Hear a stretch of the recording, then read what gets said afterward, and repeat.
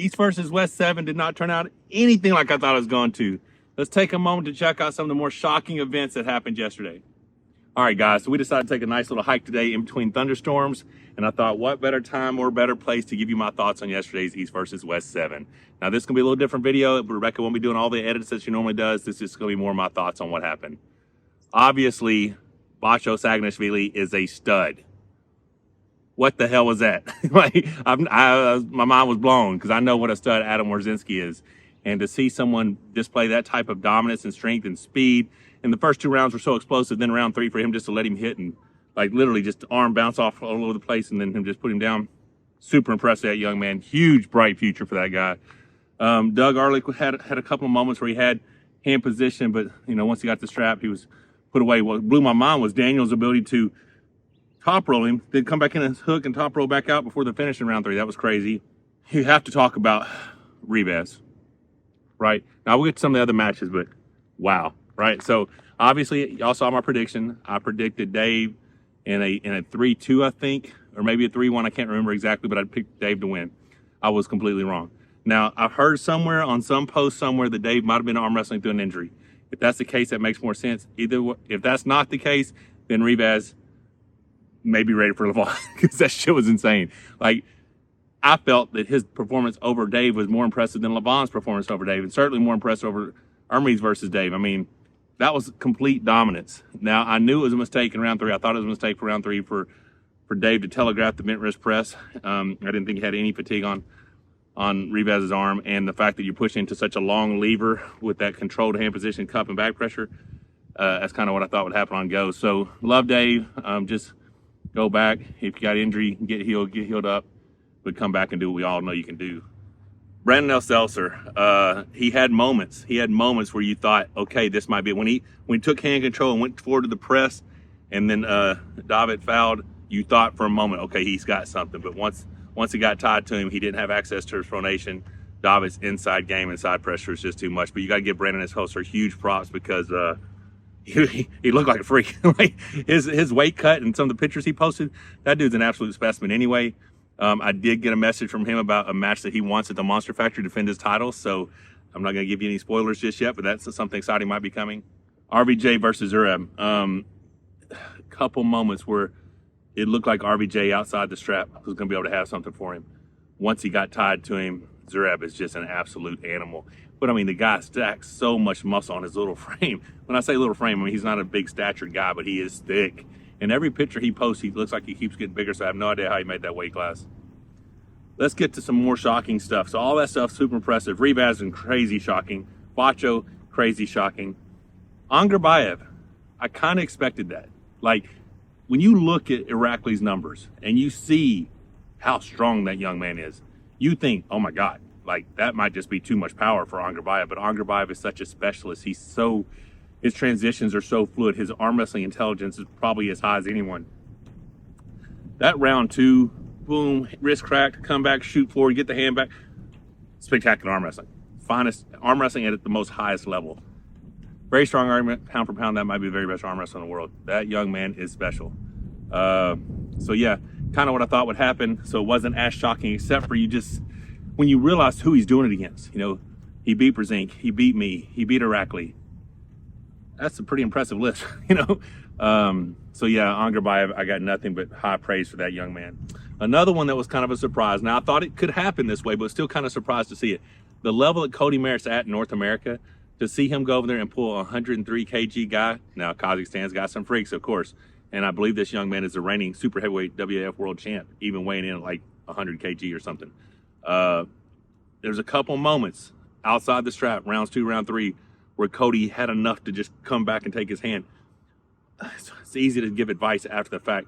It would have been nice to see, once they got strapped together, to see Kody fully commit. Doesn't have to have so much rise or so much, and just come straight back to the rear of the pad, because as the kid's going this way, you know, Cody's getting turned up. If Kody would have had a little bit more back pressure and pronation, it could have been a different fight, but huge props to that young man, amazing. The 2 final matches of the day. The ones where we saw a brief shining light that the West was going to pull something out, right? Paul Linn was a stud. He is a absolute machine. To see how strong that young man is at the highest level in the world is super impressive, considering the amount of time he's had in the sport. I mean, he just needed a little bit more, just a little bit more. And you could even make an argument that had they called round 2 pin a little bit sooner, because he's like, it was pinned for 5 minutes. It might have been about 10 seconds. I mean, he had him pinned for a while from our vantage point, right? If you call that match a little bit earlier, there might be a little bit more left in the gas tank for him to get that round 3 pin. He was so close. But as soon as Sasho got that confidence, he got that sticking point, he got that stabilized arm, he's able to just lock in there and just hold on for dear life and to make those comebacks. You saw the tide turn in round 3. Now, you did look at Paul and you think maybe he let that one go, maybe he saw that, but you saw in round 4 that it was just, I mean, it was Sasho's time. Sasho, and one of those things that I try to talk about, and I say this, I'm going to talk about it even more in the next match. You cannot let these guys get in the match. Once they believe, I mean, you got to beat them. You give them the least tiniest bit of shred of confidence, and they're capable of doing some crazy ass shit. Moving on to this next match, Devon Larratt versus Genadi. Y'all saw my pick. I was like, everything about me, when I try to pick it any different way, every rational thought goes back to Devon. How can you outlast Devon? How can you beat Devon? Unless you're marginally, unless you're level stronger than Devon, it's almost impossible to beat him. Apparently, I was mistaken. All you gotta do is just have more heart. What Genadi did yesterday was the ultimate display of heart and warrior spirit that I've seen probably in my entire arm wrestling career. Because Devon Larratt, listen, Devon looked amazing round 1. Looked amazing. Thought it was gonna be a complete sweep, cruise control. I watched Devon's post-match interview and he said ego got him. And it is. And a lot of it is. And I felt a lot of pressure. And Devon probably is a similar place. I mean, the guy is an international superstar. He's this social media sensation. You want to make each win bigger. And he got into round 1. He thought he was in cruise control and he thought he could make a little bit better show. I mean, you run that match back. You run round 1 back differently. That whole match might be different. One thing in round 2 that I saw that I don't know if any of y'all saw, go back and watch it. There was a moment when they were locked up in the center of the table that Devon stretches out just enough where Genadi could have drove sideways, dumped his wrist and pressed, if not to the pin pad, enough side pressure pushed Devon off the elbow pad sideways on the way to a pin, right? But he didn't, there was a moment, it was just a moment, and then you saw Devon come back around, get his shoulder, pin him, stick his tongue out. At that point, he goes over to Levon's like, listen, it's over, he's telling Genadi, and everyone watching believes exactly that. And then out of nowhere, Genadi just brings it. Genadi sneaks that bent wrist press in, and it's 2-2.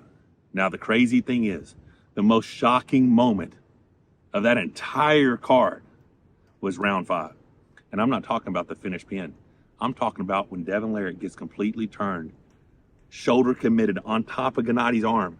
And we saw it round 1 when Devon was talking to him, telling him to quit, and Genadi wasn't going to quit. I mean, he was not going to quit. Most people in that position would have just let their arm go because they felt, hey, it's futile to continue to fight in this position. That was not Genadi. Genadi had all heart, and you saw it in round 5. Boom! Horrible position from Genadi. Palmed up on his bicep. Devon Larratt, we saw what Devon does when he gets his shoulder committed. We saw what he did to Prudent. We've seen what he's done to Jerry Catterett once he gets his shoulder. Boom! And Genadi wasn't having it. He just started crazy dragging side pressure, and you see Devon's elbow float and come off the side of the pad, and at that point, you saw Devon's arm start to open up, pushing through his shoulder and opening up his arm. I'm like, what are we seeing? And it came down to endurance is a factor, of course. Devon has arguably the best endurance in the world. Genadi took him to his limit. We saw his limit yesterday, but he didn't do it in endurance, in my opinion. He did it in heart. That man had more pride and more heart on that day. Devon did gas at the end. That being said, you run that thing back 10 times. It could be 3-0, it could be 3-2, it could be 3-1. Who knows? That could go back and forth. That's one of the best matchups stylistically. Warrior spirit, endurance, strength, technique. Props to Ing and Thursday for putting together such an amazing main event. Credit to both guys. Devon looked amazing. I thought he was going to sweep him. For Genadi to come back, I think that may be the best comeback in arm wrestling history. I'm super impressed with the young man. I'm sure we have definitely not seen the end of Devon Larratt. He's got a busy schedule coming, so I'm sure we're gonna get to see a lot more of him. And like I said, we might be seeing that match back. That's my take on East versus West 7. I mean, screaming at the TV. I'm so excited. I mean, like that match, that main event had me as excited about arm wrestling as I've been in a very long time. Now, that being said, this injury to my right arm, it has gave me time to do some reflection, some reassessment, some reevaluation. It gave me time to heal, and I'm continuing to heal physically, but also mentally. And I'm saying the mental part because you apply pressure to yourself because you want to live up to your expectations, but also the expectations of your fans and followers and people who are invested in your victories, right? I think I let that overwhelm me the last couple of years. That being said, I'm going to take a different approach. Arm wrestling for me will not be about, the referees, the rules. I'm just going to be stronger and better and more technical, more proficient. I believe that improved range of motion is going to be done to help me. But that only matters if I'm going to put in the work. Watching those matches yesterday and watching so many events happen since I've been out, watching Monster Factory last week and me not being on the card, it's crazy how you respond when something you love so much has been taken. All I want to do is get back in the fight. I want to get back out there and I want to compete. I haven't been released to train with the right arm yet. So right now I'm just working range of motion. But I think the future has potential to be very bright. And I get back to banging with the best in the world. I don't know where I'm going to start out at. I don't know what level's going to be at when you first see me back on the table. There's a lot of different paths to potentially take. I'm excited, guys. Thank you to everyone who's been supporting me. I have done a lot. Like, obviously, I still have the people out there who are not the biggest fans. I've tried my best to cut out all the toxicity in my life. I'm trying to be positive and have positive affirmations and do everything I can to let this process. It is so hard to let this healing continue because I want to get back at it. Like, I so desperately want to get in there and train. But I know that the key is going to be complete healing. You guys will find out very soon. We went and got stem cells the other day, and I'm very optimistic about that. It was probably the most complete stem cell procedure I've had yet. And I really appreciate the guys at VitaCell Biologics, TNT Stem Cells, for taking care of both me and Rebecca. But guys, exciting times for arm wrestling, exciting times for the athletes, exciting times for the fans, exciting times for the potential for this thing to finally become mainstream. Don't forget to subscribe and click the bell for notifications.